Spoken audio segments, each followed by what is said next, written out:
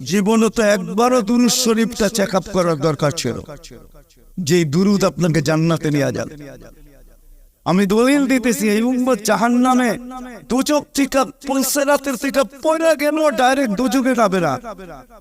এই উম্মতে মুহাম্মাদি সাল্লাল্লাহু আলাইহি ওয়াসাল্লাম দুচকে যদি পুলসেরাতের থেকে পড়েও যায় তো পুলসেরাত ধরে লটকায় থাকবে, চুলা থাকবে, অপেক্ষা চলতে থাকবে দুরূদ আছে কিনা। যদি দুরূদ থেকে থাকে, নবীজির উপরে পড়ছে, ওই দুরূদ থেকে থাকে, তাহলে দুরূদ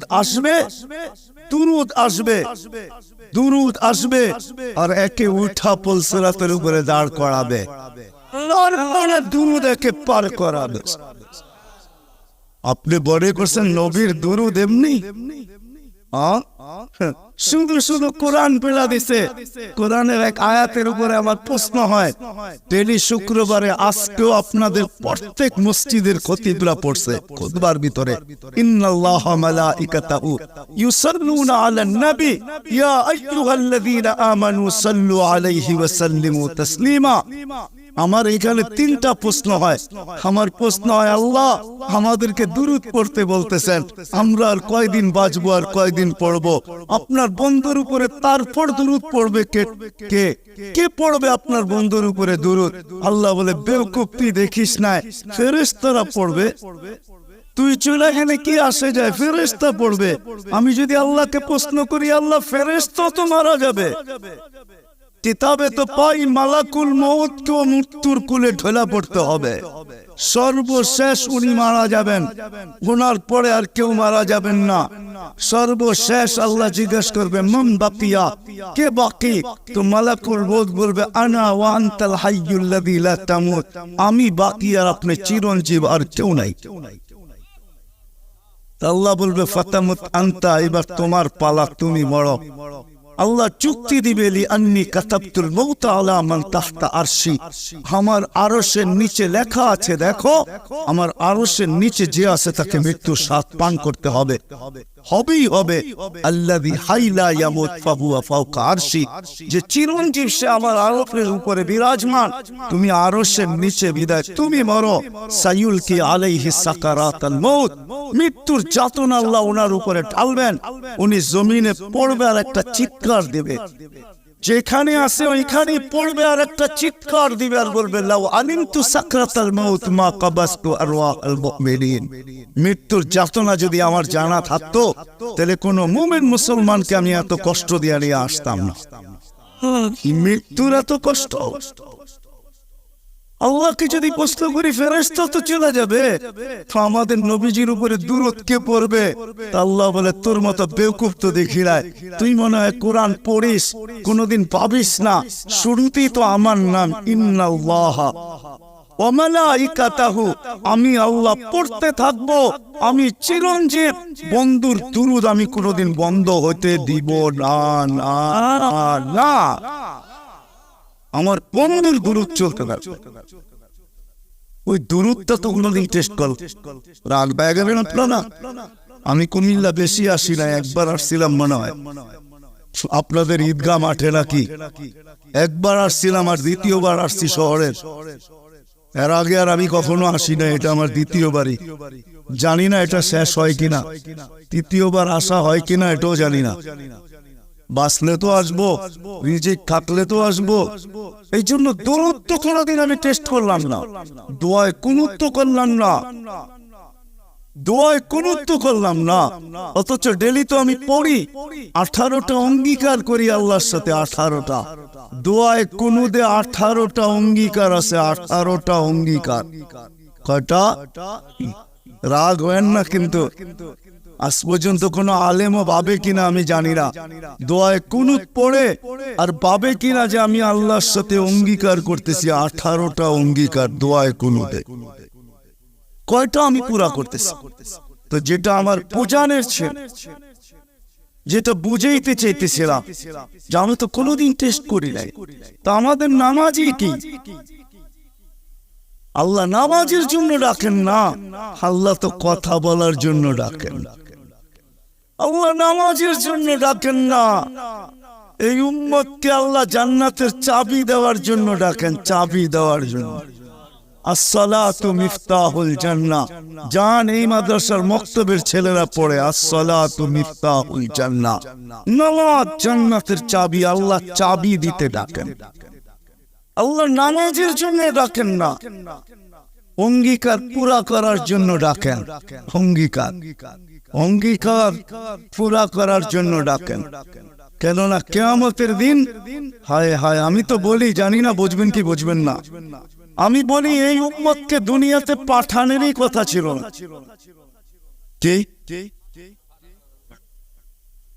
অনেক কিছু মিলাইলে দেখা যায় আমাদেরকে পাঠানেরই মনে হয় কথা ছিল না।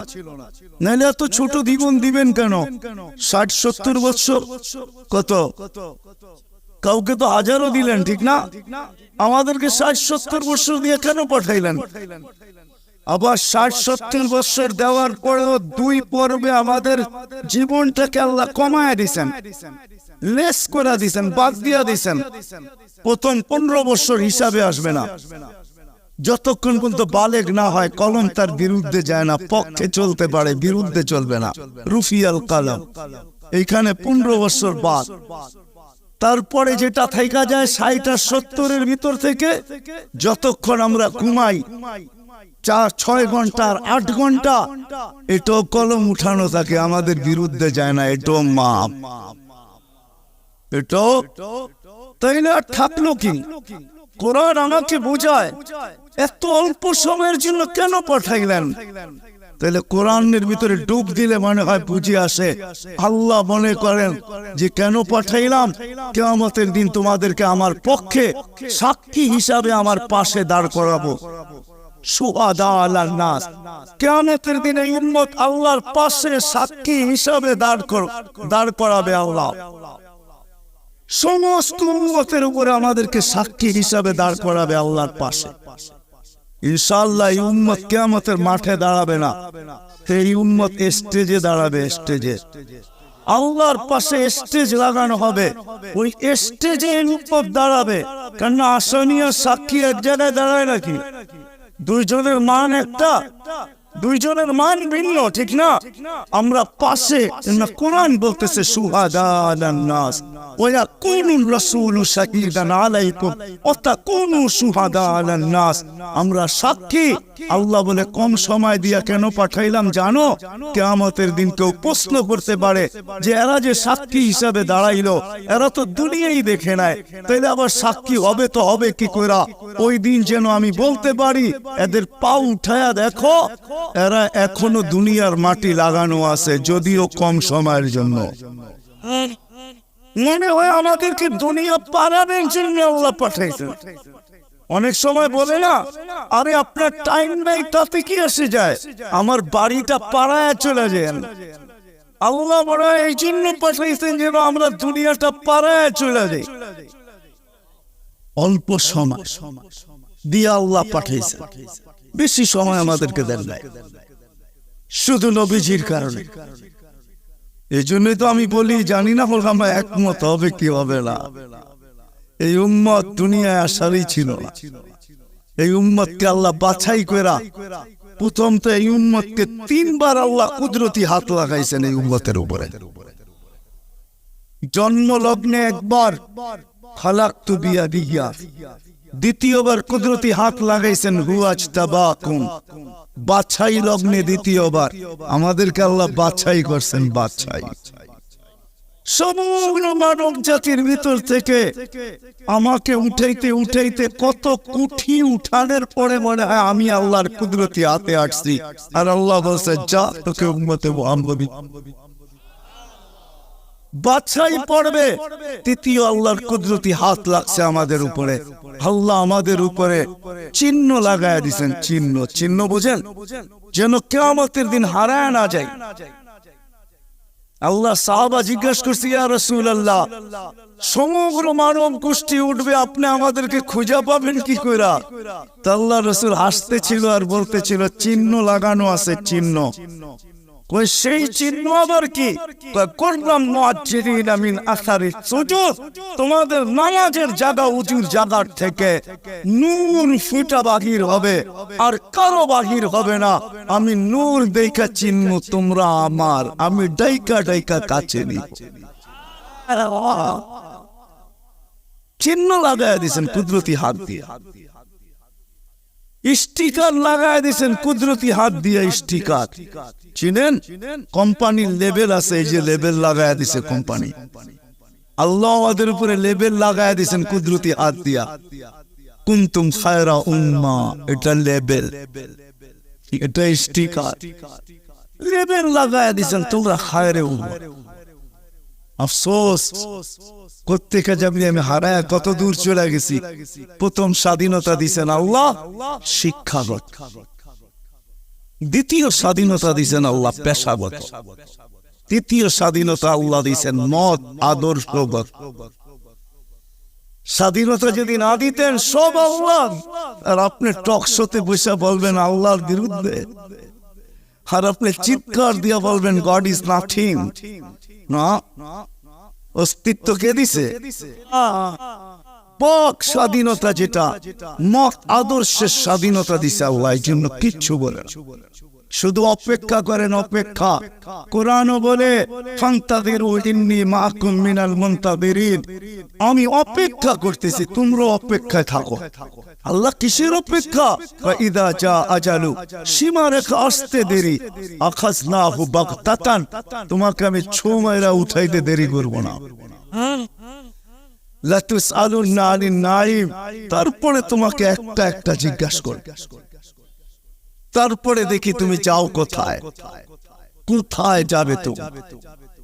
সত্য এটাই,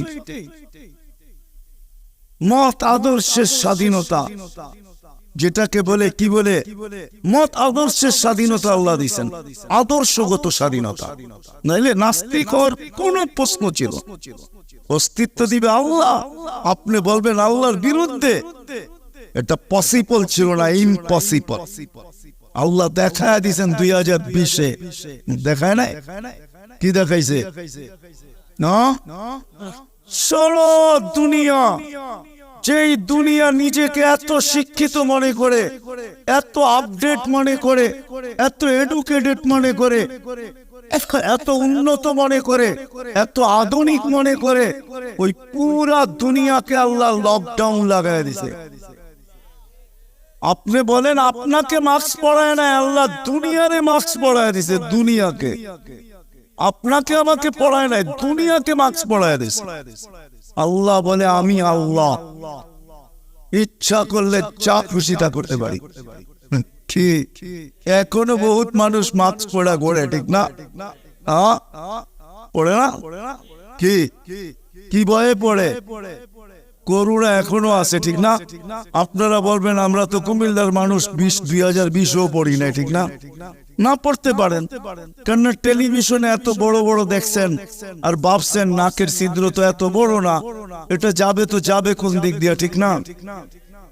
এখন যদি প্রশ্ন উঠায় মুখ দিয়া যাবে, সারাদিনই তো পান খাই, বিড়ি খাই, সিগারেট খাই, এটা সেটা খাইতে থাকি, মুখ দিয়া যাবে তো যাবে কোন দিক দিয়া, ঠিক না? এই জন্য নাও পড়তে পারেন। আল্লাহ মত আদর্শের স্বাধীনতা দিয়েছেন। চতুর্থ স্বাধীনতা দিয়েছেন সোসাইটিগত, সমর্থ থাকলে দুনিয়ার যে কোথাও বাস করতে পারে। আমি চিনি কুমিল্লার অনেক মানুষ যারা আমেরিকাতে বাস করে, আমি চিনি অনেককে কুমিল্লার যারা অস্ট্রেলিয়া বাস, যারা কানাডায় বাস করে, আমি চিনি ইউরোপে বাস করে, চিনি আমি অনেককে চিনি, আমাকেও চিনে। সমর্থ আছে, দুনিয়ার যে কোথাও বাস করতে পারে। আর পঞ্চম স্বাধীনতা, এই ছোট জীবনটা, যেমন স্কুলে খেলার সময় একটা পর্ব হয়, যেমন খুশি তেমন সাজো। আল্লাহ বলে এই ছোট জীবনটা তুমি যেমন খুশি তেমন সাজতে পারো, তোমাকে কিচ্ছু স্বাধীনতা দিলাম, নাইলে কোনোদিন সম্ভব ছিল না। তো কথা ওইখান থেকে বাহির হয়ে গেছি। যতক্ষণ পর্যন্ত আল্লাহ আপনার রাসূলের কাছে আকর্ষণের পাত্র না হব, আর আকর্ষণের পাত্র হব আমলের দ্বারা। কিসের দ্বারা? আর আমল জীবনে আসবে দ্বীনি কথা যত বেশি একাগ্র চিত্তে শুনবো, মনোযোগ সহকারে শুনবো আর দিলে গাঁদবে, তখনই আমল আসবে। আর আমলের দ্বারা আমি আকর্ষণের পাত্র হব। তখন বংশ কি আল্লাহ দেখবেন না। কুমিল্লার মানুষ, কথা শেষ দিকে চলে আসছি আমি, 6 বার আমি বেলালের বাড়ি দেখছি, 6 বার। রাদিয়াল্লাহু তাআলা আনহু, আমি 6 বার ইথিওপিয়া গেছি, 6 বার। এই চোখ থেকে পানি 6 বার ঝরছে। শুধু বাড়ি দেখা, ব্যক্তি তো দেখি নাই, কোত্থেকে দেখবো? সে তো অনেক আগে চলে গেছে, তার দেশের মানুষগুলা দেখছে। কিন্তু একটা অনুমান হয়েছে, একটা এটাকে কি বলে, এতটুকু বুঝতে পারছি যে 1400 বছর আগের বেলাল কেমন ছিল। আজকের মানুষগুলোই যখন পছন্দ হয় না, তো 1400 বছর আগেরটা কেমন হবে? আজকের ইথিওপিয়া আদিস আবাবা রাজধানী ইউরোপের সাথে টক্কর লাগায় উন্নত হইতেছে, ইউরোপকে পিছিয়ে রেখা দিতেছে। তাইলে আজকেও যদি মানুষগুলা পছন্দ না হয়, 1400 বছর আগের বেলাল কেমন ছিল? কিন্তু বেলাল যেখানে ওইখানে কেউ নাই। কেমন আকর্ষণের পাত্র, জমিনে চললে জান্নাতে পদধ্বনি মতো জান্নাত। আল্লাহর রাসূল কানে শুনা ঈসা বলছে, বাবা খাইয়া বেলাল এত বড় আকর্ষণের পাত্র কি করে হইলে জান্নাতে তোমার পদধ্বনি? তাও আমার আগে আগে, পিছিয়ে হইতো তাইলে মাইনা নিতাম। আমার আগে আগে দেখতে তো ছিলাম না, তোমাকে পদধ্বনি শুনতে ছিলাম। জিবরিল আলাইহিস সালামকে জিজ্ঞাসা করলাম, আমার আগে কে? তো হাসি দিয়া বলল, আবদুকা বেলাল, আপনার গোলাম বেলাল। আয়েশা বলতেছে, হারেস বিন নোমান, তুমি এত আকর্ষণের পাত্র কি করে হইলা? বলছে, কি ইয়া রাসূলুল্লাহ, জান্নাতে ঘুরতেছিলাম, তুমি তাহাজ্জুদে কোরআন পড়তেছিলা, আমার রাত্রেই সফর ছিল, আমি রাত্রেই পৌঁছে গেছি এখানে, আর রাত্রই ছিল, সময়কে আল্লাহ থামায়া দিয়েছিলেন, রাত্র ছিল, জান্নাত ভ্রমণ করতেছিলাম, লাউড স্পিকারে তোমার কোরআন শুনতেছিলাম। জিজ্ঞাসা করলাম, হারেস এখানে আসলো কি কইরা? তো জিবরিল আলাইহিস সালাম হাইসা বললেন, ডেলি রাত্রে পড়ে আর আমরা শুনি। জিজ্ঞাসা করলাম, এই মর্তবা পাইলো কি করে হারেস? সে কয়, মার পায়ের তুলার বদৌলতে, মার খেদমত করা। আজকালকার সমাজের যুবকরা তো সন্তান মা বাবার খেদমতই করতে চায় না। বললে আবার কুমিল্লার মানুষ রাগ হয়ে যায় কিনা জানি না। হ্যাঁ, কুমিল্লা আসতে এই জন্য মনে ওঠে, হয় ওই দিনের কথা মনে ওঠে যেদিন পুলিশ লাইনের সামনে সন্তান বাপকে গুলি করে মারছে। বুঝা গেছেন না? বুঝা গেল নাই? মারে নাই? বুঝা গেলেন? আমি তো ভুলি নাই আপনাদের এই কাহিনী। কুমিল্লা দিয়ে গেলেই আমার মনের ভিতরে ওঠে যে হয় কোন সমাজে জন্ম নিলাম, কোন দুনিয়াতে আসলাম। আপনাদের এই কুমিল্লা ঘটছে, নেটে সার্চ দেন, দেখেন, লেখা আছে, পত্রিকা উঠছে, মিডিয়া আসছে। বাকিগুলা বাদিয়ে দিলাম, ঐশীর কথা বাদিয়ে দিলাম, ঠিক না? ঐশীর কথা বাদিয়ে দিলাম। সন্তান কোথায় আসলাম আমরা? সন্তান মা বাবাকে গুলি করে, হত্যা করে, হায় হায় হায়। অথচ মার খেদমত করে হারেস বিন নোমান। আরেকটা মনে উঠলো, এই জন্য বলতেছি, মুসা আলাইহিস সালাম আল্লাহকে জিজ্ঞাসা করছে, আল্লাহ আমার জান্নাতের বন্ধু কে? কয় কসাই। আপনি আমার সাথে এমনই করেন, যেটা জিজ্ঞাসা করি সাথে সাথে জবাব দিয়ে দেন। আমি আর কসাই মিল হইল কোথায়? আল্লাহ বলে, সিদ্ধান্ত এটাই, ওয়াকাউলুনাল ফাসাল, আমাদের সিদ্ধান্তই সিদ্ধান্ত। আচ্ছা ঠিকানা দেন, যায় দেখি কি আমল করে। তো যায় দেখে, হ্যাঁ কসাই।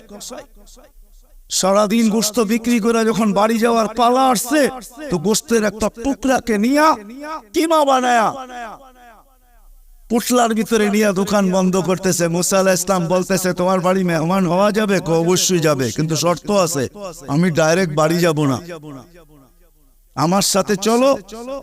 তো বলছে ঠিক আছে চললাম। যা ঢুকছে এক ঝুপড়ির ভিতরে, খুব পরিপাটি সুন্দর।